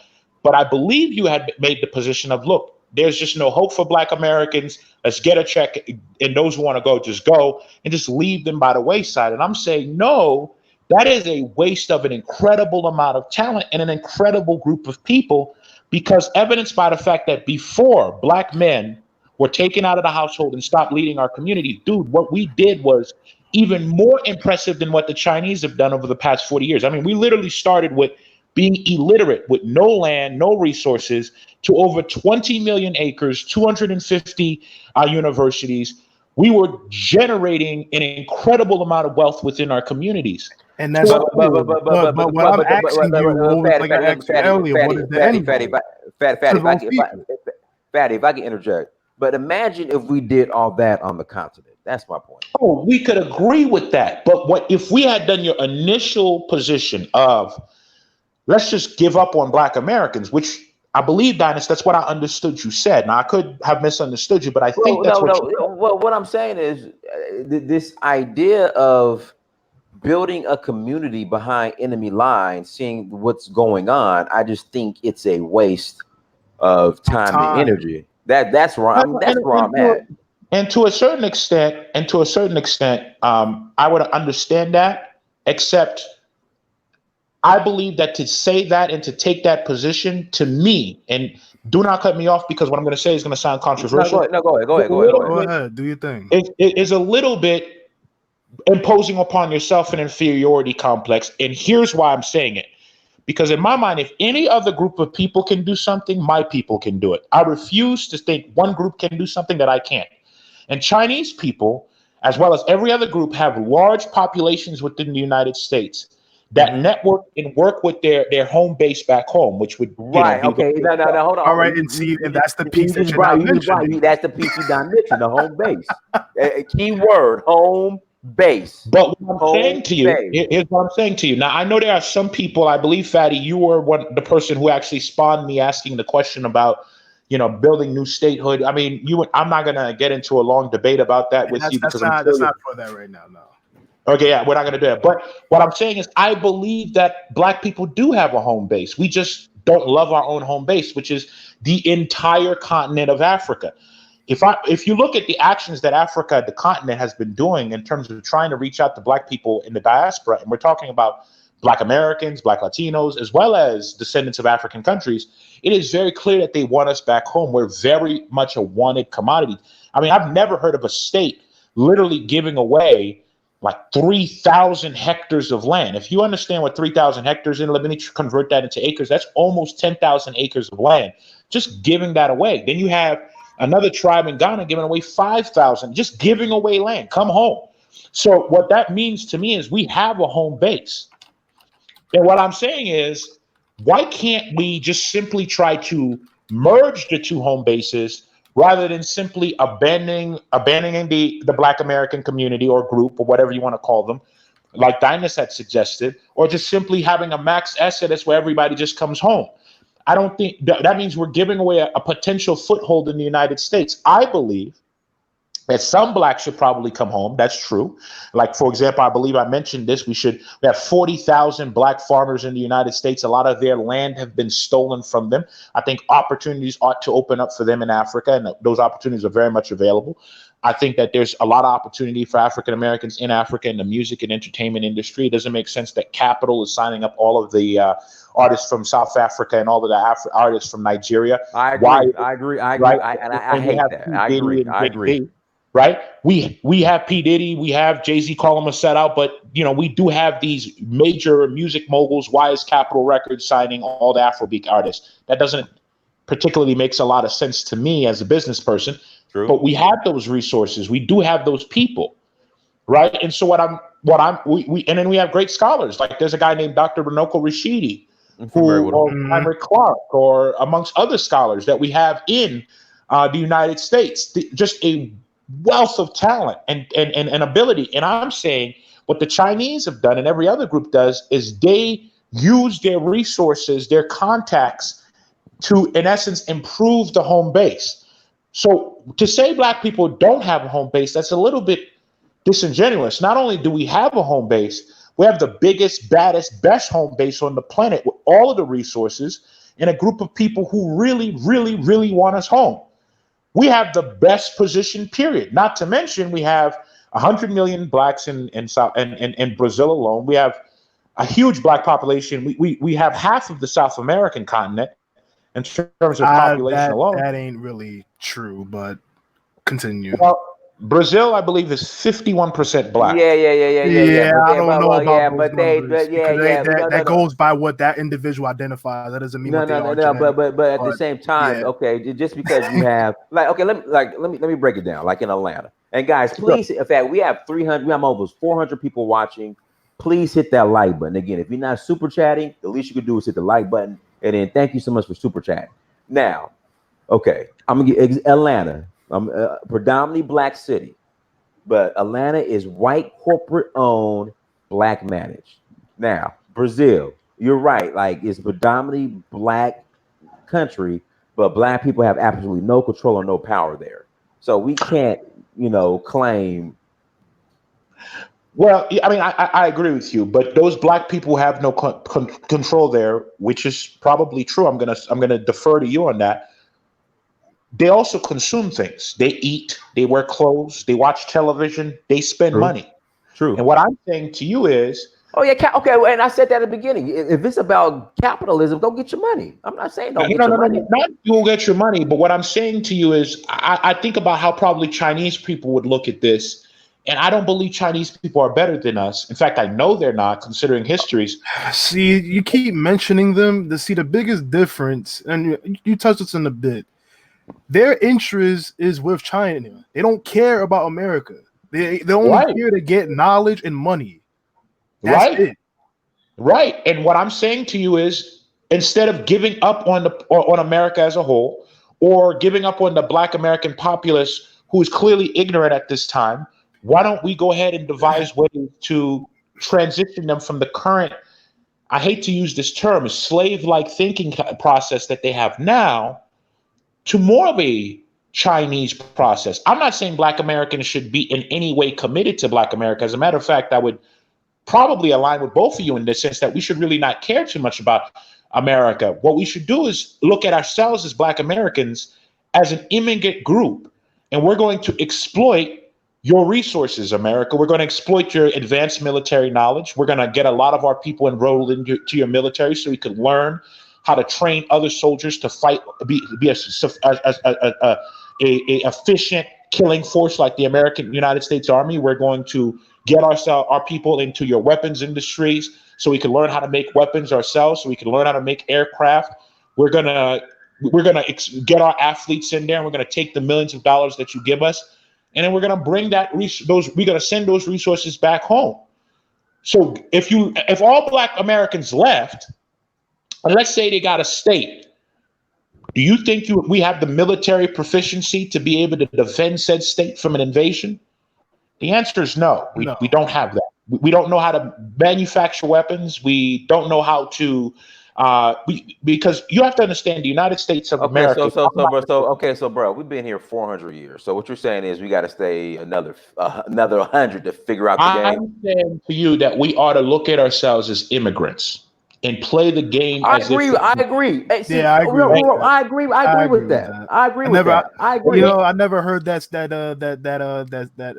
viewpoint, but actually, I agree with that. Yes. Right, and I'm saying America.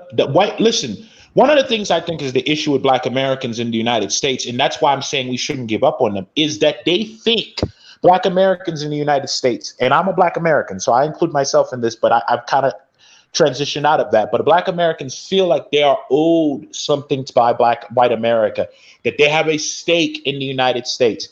And I understand where that comes from, because Black Americans, we did build that country. But at the same time, what we have to come to terms with is that we don't have a stake in America, and that's fine. We don't need to have a stake. What we need to have is, okay, you know how to kill people better than everybody else in the world.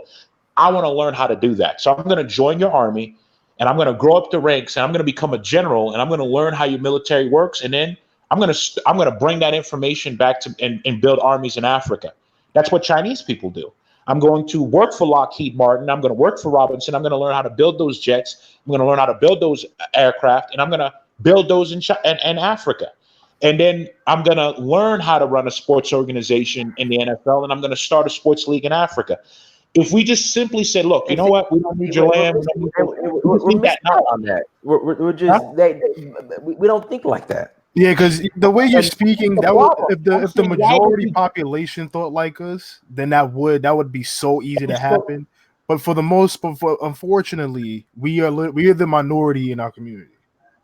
I know, I agree with you, Fatty. But what I also think maybe we're not seeing here is, I think the question we may not be asking here, Fatty, is how do the Chinese successfully get their people to think that way? Because the process of getting people to think a certain way is a process. Oh, I could tell you how. So in China, you ever heard of the Boxer Rebellion? I'm familiar with it, but I'm not super familiar with it. So please go on. In short, English people, like Europeans, try to colonize it.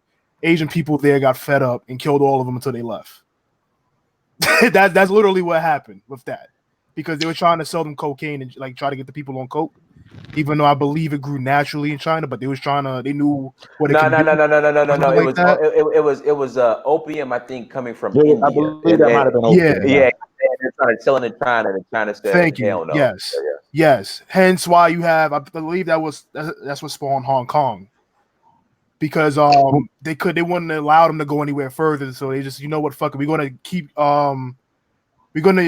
keep selling you tea in this little area, and then you guys in return give us all of your silver and shit, all your gold and silver, until you guys eventually just leave from whatever.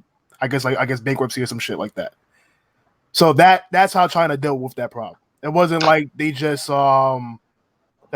wasn't like well, there was multiple variables too, I believe, because I think before that it was Roosevelt, one of them, the senior, junior, but their borders were originally closed off, and then they made them open it. Hence why China is like the biggest manufacturing powerhouse on the planet. That makes sense. Yeah, so they weren't in our same predicament. Can I propose an alternative here? Now, Fatty, I'm going to ask you a question because you sound like you're black.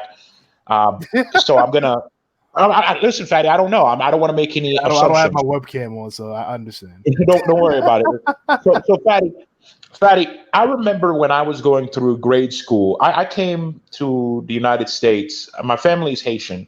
I came to the United States at about 5 or 6 years old, and I remember how I'm very, very dark skinned, and I remember being made fun of by other black kids about being too dark at 5, 6 years old. And so when I think back on that, I'm realizing, man, by 5 or 6 years old, black kids are learning to hate themselves.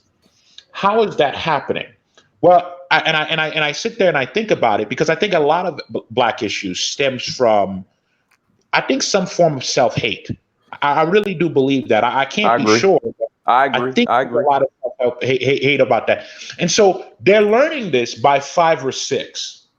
So the only conclusion that I've come to is propaganda and religion, right? So I think, if you listen, understand, I'm not going to try to offend any Christians here, but if you understand the Christian gospel, it literally says that you were born in iniquity. There is nothing good about you. Any positive thing you think you would do is worth less than a filthy rag. And the only way there's redemption for you is through this conduit that is this white man in the sky. Now, imagine if you're being taught that as a small child, that is going to have some profound psychological effects on you. That the only way I could be good is through a white man in the sky.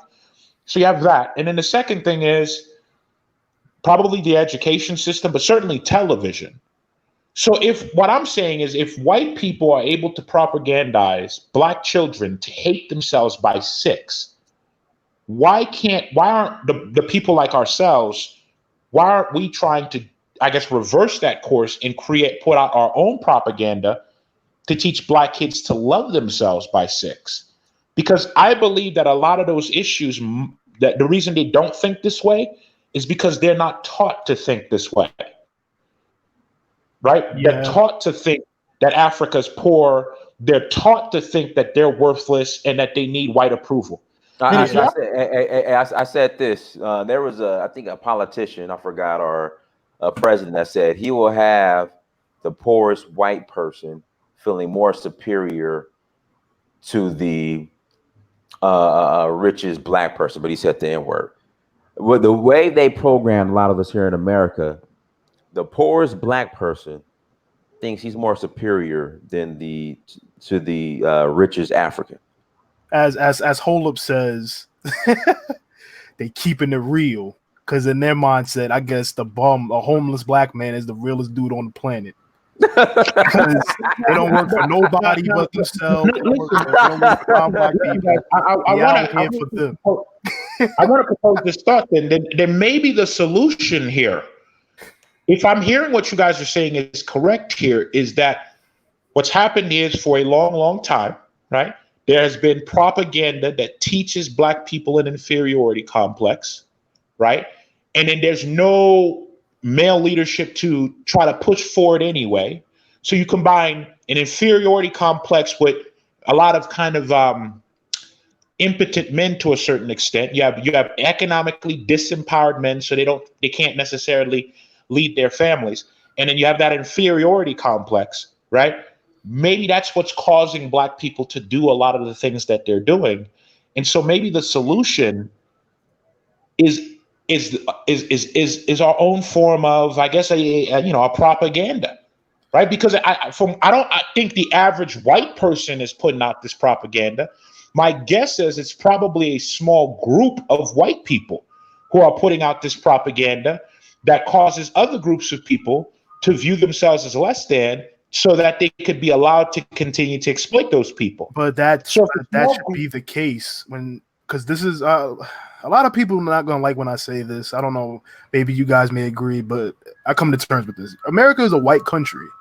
It's not some multiracial country that they like to put this facade on, or that the people like to put this facade on. There's a reason why there's white conservatives, because they have something to conserve, which is their white nation. Hence why how most non-white people are liberals, because they want to be more comfortable in this white nation because they don't control anything.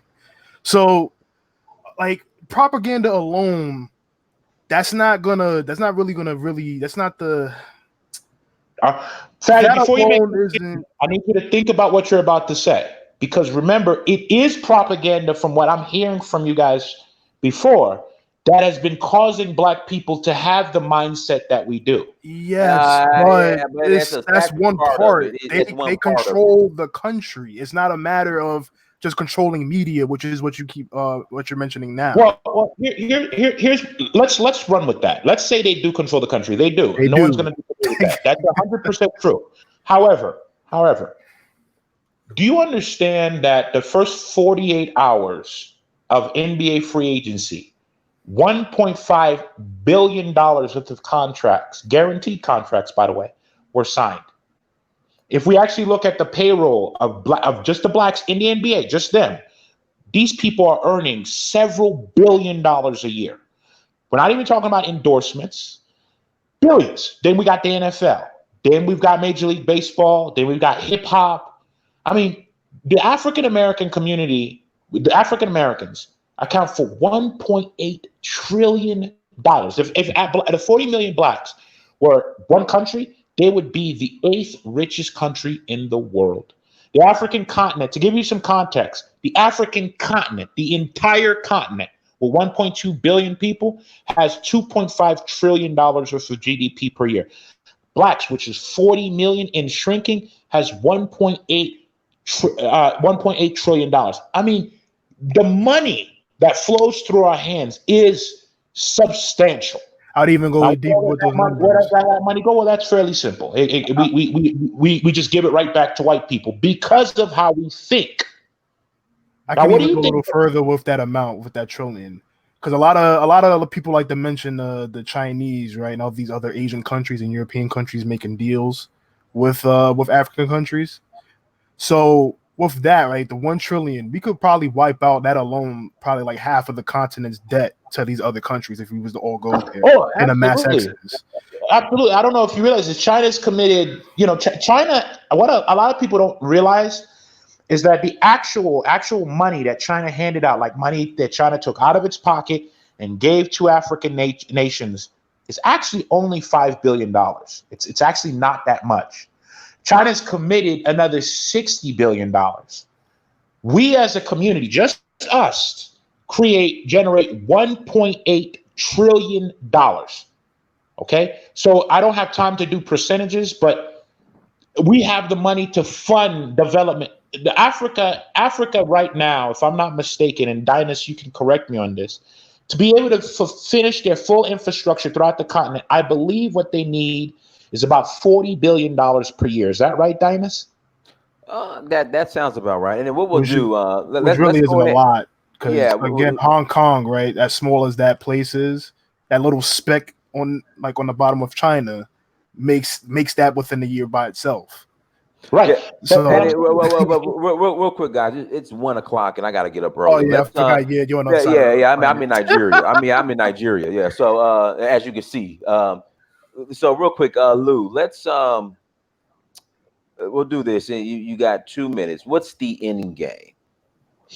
Well, after you've answered my questions and explained things to me, it sounds like what might be necessary for our community is that the small percentage collective like us who seem to be in the know, maybe what we ought to do is maybe start doing our own kind of counter propaganda to raise up another generation, because I don't think this generation can be done, but I think the next generation of Black Americans, if they're propagandized correctly, with the amount of money that's being generated, that could and the desire for the homeland, the African continent, to connect with us, maybe we could take more ownership of the continent, use all that wealth that's being handed to us, for some of the things that we do in America, and then reinvest that back into the continent. But I think that might have to start with some propaganda to counter the propaganda that's being given to us through religion and entertainment and education. And then maybe we do that on our own. I don't know if that's, maybe investing in Nollywood and making movies. I don't know if that's maybe creating some kind of a, school thing. I don't know what that would be, but you might have some better ideas than me on that. But maybe what's needed is for us to propagandize our own youth and then raise them up with a different form of thinking and connect them with the continent rather than just leaving the United States. I think maybe that might be a better solution than the solution of just a mass exodus of Blacks out of the United States. Maybe just connecting the Blacks in the United States with the continent to get the money out of the United States into Africa. That's my thought. Okay, and we can do a separate show on that, but I'm gonna go ahead and log off. But everyone, thank you so much for joining us. Make sure you go to Search for Uhuru on Instagram, Snapchat, Twitter, and Facebook. Like, share, subscribe, all that good stuff. We're still in Nigeria having a great time. Until next time, family, Dynasty Samir, Search for Uhuru. Peace. Peace.